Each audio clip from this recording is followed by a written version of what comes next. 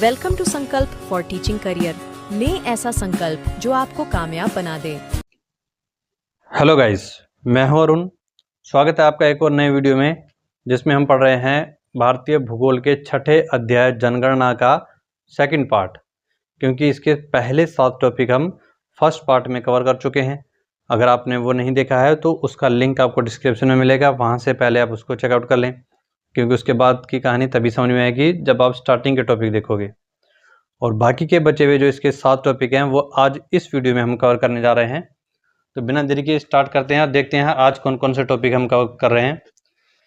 तो आज 8वां टॉपिक रहने वाला है हमारा आयु संरचना, 9वां स्वास्थ्य, 10वां किशोर जनसंख्या, 11वां हमारी दिल्ली, 12वां राष्ट्रीय जनसंख्या नीति, 13वां भारत में जनसांख्यिकीय संक्रमण और 14वें और लास्ट टॉपिक में हम पढ़ेंगे राष्ट्रीय नागरिक रजिस्टर NRC व राष्ट्रीय जनसंख्या रजिस्टर NPR।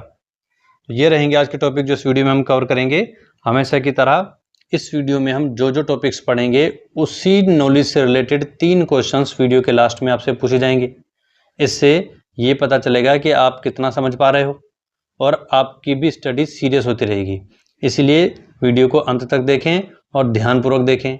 साथ में कॉपी पेन लेकर के बैठें, जो इंपॉर्टेंट फैक्ट्स आपको लगते हो उनको नोट करते रहें या स्क्रीनशॉट ले लें।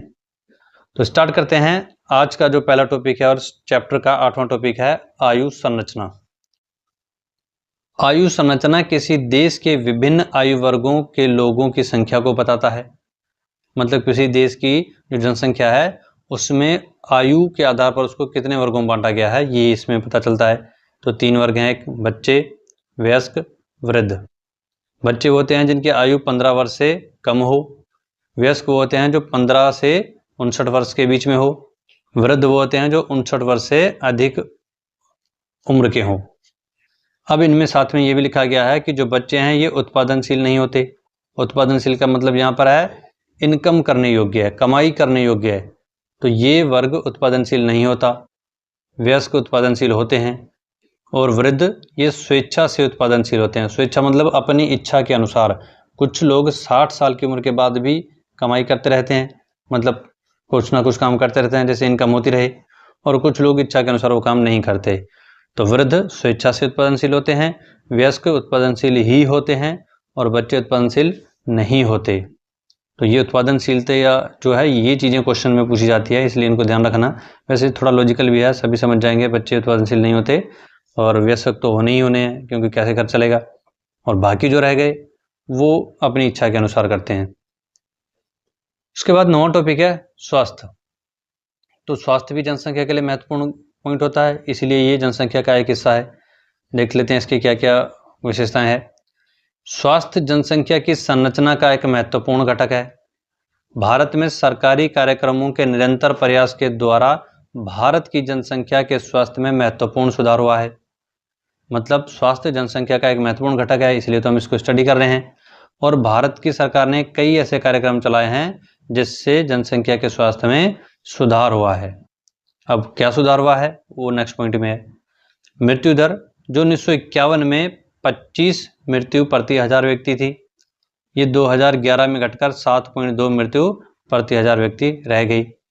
मतलब सिंपल भाषा में हम समझ सकते हैं कि 1951 में 1000 में 25 मृत्यु हो रही थी, अब ये 25 से घट के हो गया 7.2। मतलब कि मृत्यु दर इतनी घट गई है, तो इसका मतलब हमने काफ़ी सुधार कर लिया है। एक और चीज़ में सुधार हुआ है। औसत आयु जो 1951 में 36.7 वर्ष थी, 2011 में बढ़कर 65.5 वर्ष हो गई। ये प्रतिशत हटा देना है। तो कहने का मतलब यह है औसत आयु की एक जो जीवन प्रत्याशा होती है, एवरेज एज होती है हमारी, वो 1951 में 36.7 थी। अब काफ़ी चीज़ों में सुधार हो गया है, तो इसलिए उम्र बढ़ करके हो गई 65.5 वर्ष। नेक्स्ट पॉइंट, ये 4th पॉइंट है।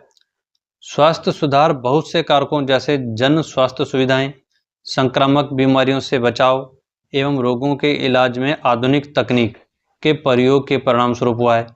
मतलब ये सारी चीज़ें हमारी सरकार ने सुधारी है। जन स्वास्थ्य सुविधाओं में सुधार लेकर आए, संक्रामक बीमारियों से बचाव में सुधार किया, रोगों का आधुनिक तकनीक से इलाज किया।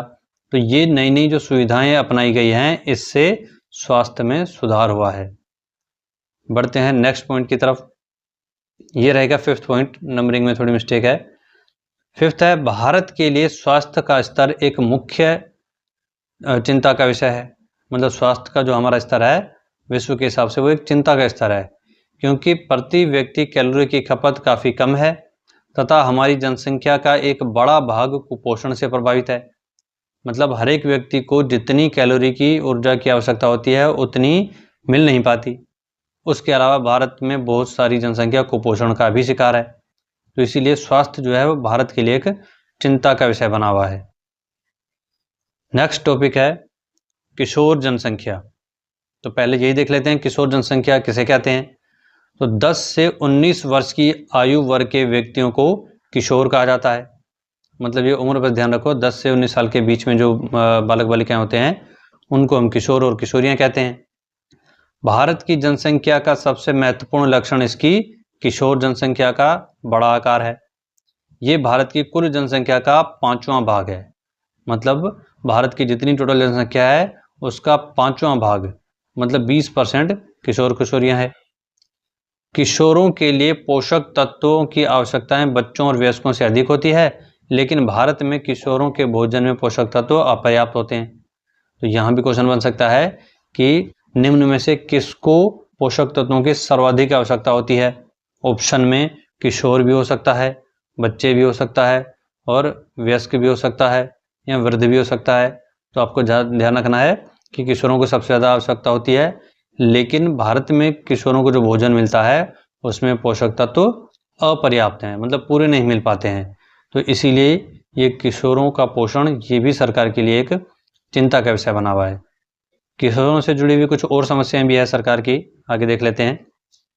इसलिए राष्ट्रीय जनसंख्या नीति 2000 में किशोर की पोषणिक आवश्यकता पूर्ति, अवांछित गर्भ निर्धारण और यौन संबंधों से प्रसारित बीमारियों से सुरक्षा जैसी महत्वपूर्ण आवश्यकताओं पर जोर दिया गया। मतलब किशोरों से जुड़ी हुई ये सारी समस्याएं हैं सरकार के सामने कि अवांछित गर्भ निर्धारण, अज्ञानता के कारण ये समस्या बनी हुई है, यौन संबंधित बीमारियां ये सरकार के लिए समस्या बनी हुई है। इसके अलावा छोटी मोटी और भी है, जैसे बाल विवाह, जो अगले पॉइंट में हम देखेंगे। तो इन सब समस्याओं के समाधान के लिए सरकार ने कार्यक्रम चलाए हैं, जो फिफ्थ पॉइंट है हमारा। इसके द्वारा ऐसे कार्यक्रम चलाए गए हैं जिनके उद्देश्यों में किशोरावस्था जागरूकता, बाल विवाह को रोकना, देर से विवाह करना व देर से संतान उत्पत्ति करना आदि कार्यक्रम शामिल हैं। मतलब परिवार नियोजन से जुड़ी हुई ये सारी जानकारियां दूर दूर तक लोगों तक फैलाना ये सरकार के कार्यक्रम में शामिल है, ताकि किशोरों की समस्याओं में सुधार हो सके। बढ़ते हैं नेक्स्ट 11वें टॉपिक की तरफ। 11वां टॉपिक है हमारी दिल्ली। तो हमारे देश की राजधानी है, इसके बारे में भी जनसंख्या से रिलेटेड सारे आंकड़े हमें पता होने चाहिए। तो शुरुआत करते हैं दिल्ली के क्षेत्रफल की, जो कि है 1484 वर्ग किलोमीटर, पूरे देश का 2.9%। दिल्ली की जनसंख्या 2011 के अनुसार है ये 1.67 करोड़। 2011 के अनुसार ये हैं सारे आंकड़े। 2011 में जनसंख्या घनत्व था 11,320 व्यक्ति प्रति वर्ग किलोमीटर, और ये देश में सर्वाधिक है। चाहे आप राज्यों की बात करें, चाहे केंद्र शासित प्रदेशों की बात करें, चाहे शहरों की बात करें, तो सबसे ज़्यादा जनसंख्या घनत्व दिल्ली में है। दिल्ली की साक्षरता दर 86%, लिंगानुपात 868 स्त्रियां प्रति 1000 पुरुष, दशकीय वृद्धि 21.20%, और नगरीय जनसंख्या प्रतिशत है 97.5%। मतलब सिर्फ 2.5% ग्रामीण जनसंख्या है, बाकी सब नगरीय है। 12वां टॉपिक है आज का राष्ट्रीय जनसंख्या नीति, और इससे भी रिलेटेड क्वेश्चन आता है एग्जाम में। देखते हैं क्या है राष्ट्रीय जनसंख्या नीति।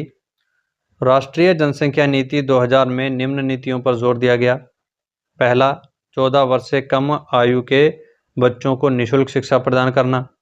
दूसरा, शिशु मृत्यु दर को प्रति 1000 में 30 से कम करना। तीसरा, व्यापक स्तर पर टीकारोधी बीमारियों से बच्चों को छुटकारा दिलाना। चौथा, लड़कियों की शादी की उम्र को बढ़ाना। और पांचवा लास्ट है परिवार नियोजन को एक जन केंद्रित कार्यक्रम बनाना।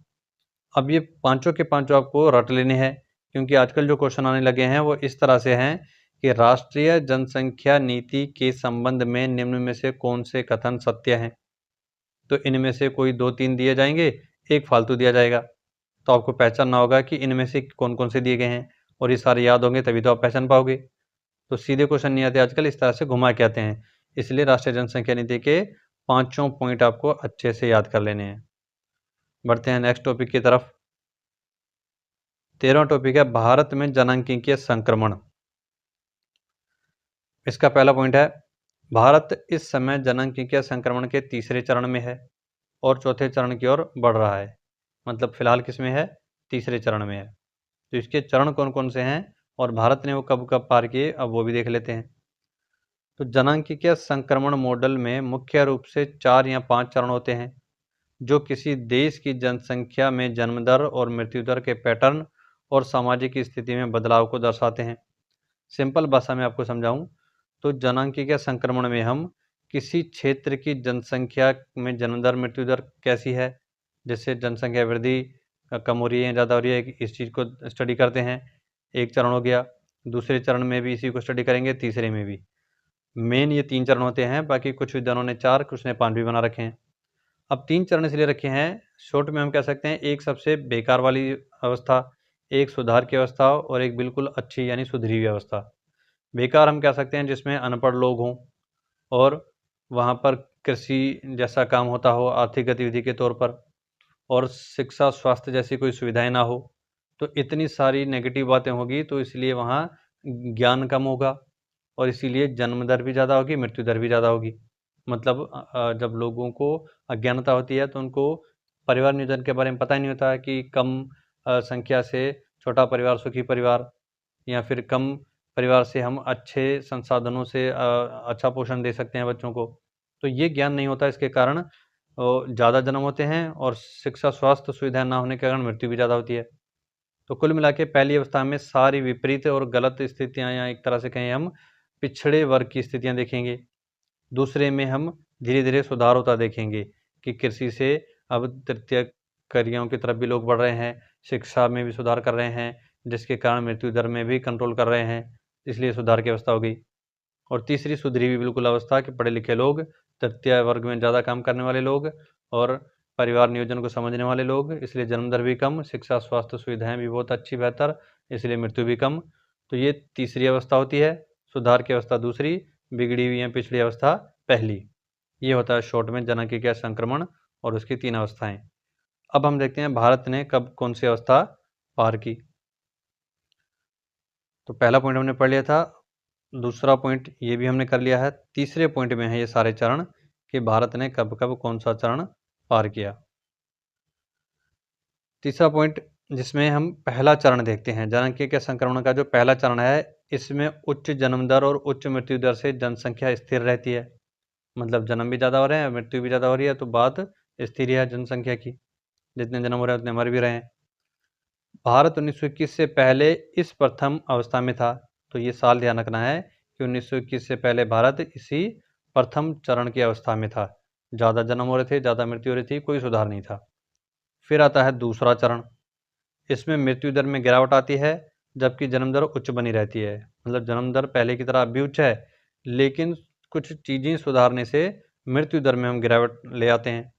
जैसे जनसंख्या तेज़ी से बढ़ने लगती है। अब जाहिर सी बात है, जन्म हो रहे हैं अंधाधुंध, लोग बढ़ते जा रहे हैं लेकिन मर नहीं रहे हैं, तो जाहिर सी बात है संख्या बढ़ती रहेगी, तो जनसंख्या में तेज़ी से वृद्धि होगी। 3 या 4 अवस्थाएं जितनी भी आप पढ़ोगे, सिर्फ ये दूसरी ही अवस्था ऐसी है जिसमें आपको जनसंख्या तेज़ी से बढ़ती दिखेगी, क्योंकि पहली अवस्था में जन्म और मृत्यु दर दोनों उच्च, तीसरी अवस्था में जन्म और मृत्यु दर दोनों आपको निम्न मिलेंगे। तो दोनों ही चीज़ें बढ़ें तो भी जनसंख्या स्थिर रहती है, दोनों ही घटें तो भी स्थिर रहती है। लेकिन दूसरे में जन्म ज़्यादा होते हैं, मृत्यु कम, इसलिए जनसंख्या तेज़ी से बढ़ती जाती है। तो ये ध्यान रखना, ये क्वेश्चन बन सकता है मोस्ट इम्पोर्टेंट कि जनांकीय संक्रमण के कौन से चरण में जो जनसंख्या वृद्धि है वो तेज़ी से होती है, तो वो होती है दूसरे चरण में। और भारत 1921 से 1991 तक दूसरी अवस्था में रहा। तो ये टाइम पीरियड भी ध्यान रखना है। 21 से पहले भारत पहले चरण में था, 21 से 91 तक दूसरे चरण में, और अब चल रहा है इसका तीसरा चरण। अगला पॉइंट तीसरे का चरण का ही है। इसमें जन्म दर व मृत्यु दर दोनों में गिरावट जारी रहती है, जिससे जनसंख्या वृद्धि धीमी हो जाती है। अभी समझा हमने। इस समय भारत इसी चरण में है।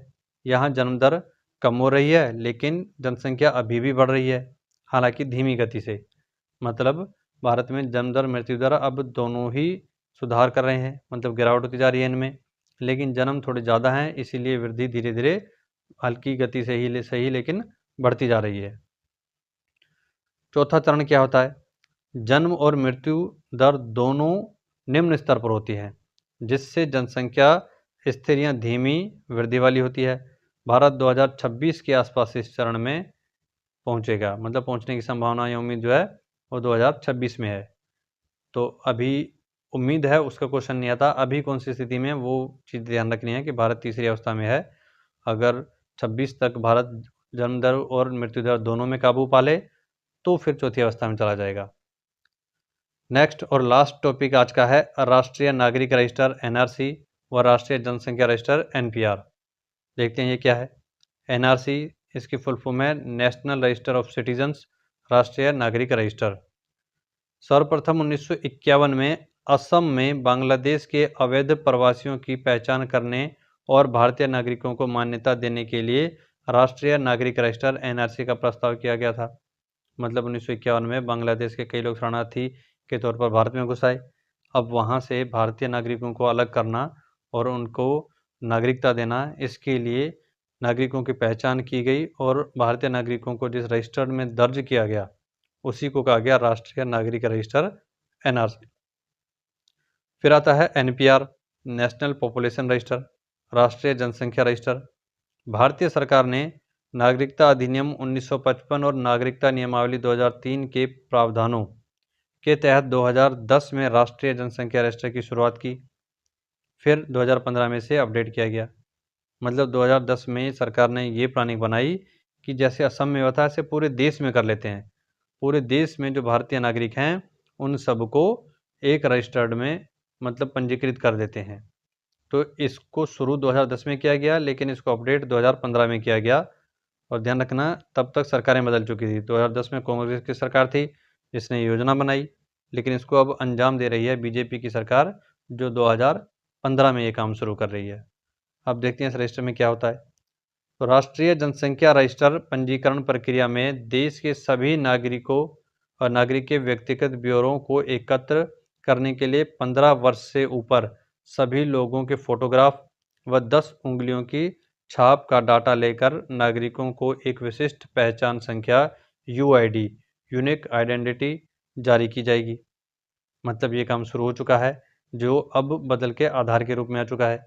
पहले यूनिक आइडेंटिटी के आधार पर सबको रजिस्टर्ड किया गया था, उसमें आदमी का फोटोग्राफ और 10 उंगलियों के बायोमेट्रिक लिए गए थे। अब उसी को बदल के बना दिया गया है आधार। कुल मिला के इससे एक आदमी की सारी जानकारियों को सरकार अपने पास रजिस्टर कर रही है। और इसकी जो मिनिमम एज है, निम्नतम जो आयु है वो कितनी है, 15 वर्ष से ऊपर रखी गई थी। अब तो खैर आधार सबके ही बन रहे हैं, फिर जब इसको चेंज करके आधार के फॉर्म में किया गया तो सबके बन रहे हैं, लेकिन यूआईडी जो है वो 15 वर्ष से ऊपर की थी। यह रजिस्टर एक व्यापक डाटाबेस तैयार करेगा जिनमें 15 प्रकार की प्रश्नावलियां हैं। इसकी अधिकांश सूचनाएं गोपनीय होगी, केवल कुछ जानकारियां निर्वाचक सूची या टेलीफोन डायरेक्टरी के रूप में अवलोकन हेतु प्रकाशित की जाएगी। मतलब ये जो एक तरह का सर्वे हो रहा है जिस राष्ट्रीय जनसंख्या रजिस्टर में, इसमें 15 प्रकार की प्रश्नावलियां, 15 प्रकार की जानकारियां हर एक व्यक्ति के स्तर पे ली जाएगी और उनको गोपनीय रखा जाएगा। बस सरकार के कुछ एक कार्य जैसे निर्वाचक सूची या टेलीफोन डायरेक्टरी के लिए जो उपयोग होगी उन्हें ही प्रकाशित किया जाएगा। तो यहाँ आज का ये टॉपिक कंप्लीट होता है, मतलब जनगणना चैप्टर पूरी तरह से समाप्त होता है। तो आज की वीडियो में हमने जो जो टॉपिक्स पढ़े हैं उनसे रिलेटेड अब 3 क्वेश्चन पूछने की बारी है। देखते हैं आपने कितना समझा है। तो आज का पहला क्वेश्चन है, जनगणना 2011 में भारत की औसत आयु क्या थी? ऑप्शन ए 36.7 वर्ष, ऑप्शन बी 50 वर्ष, ऑप्शन सी 65.5 वर्ष और ऑप्शन डी 70 वर्ष। तो आपका आंसर कमेंट बॉक्स में कमेंट करके बताएं, चाहे सिर्फ ऑप्शन लिख दें, ऑप्शन ए, बी, सी या डी। नेक्स्ट क्वेश्चन है दूसरा वाला, भारत इस समय जनांकीय संक्रमण के कौन से चरण में है? ऑप्शन ए पहले चरण में, ऑप्शन बी दूसरे चरण में, ऑप्शन सी तीसरे चरण में और ऑप्शन डी चौथे चरण में। तो इसका आंसर भी कमेंट बॉक्स में कमेंट करें। तीसरा और लास्ट क्वेश्चन है, एनआरसी सर्वप्रथम किस राज्य में लागू हुआ?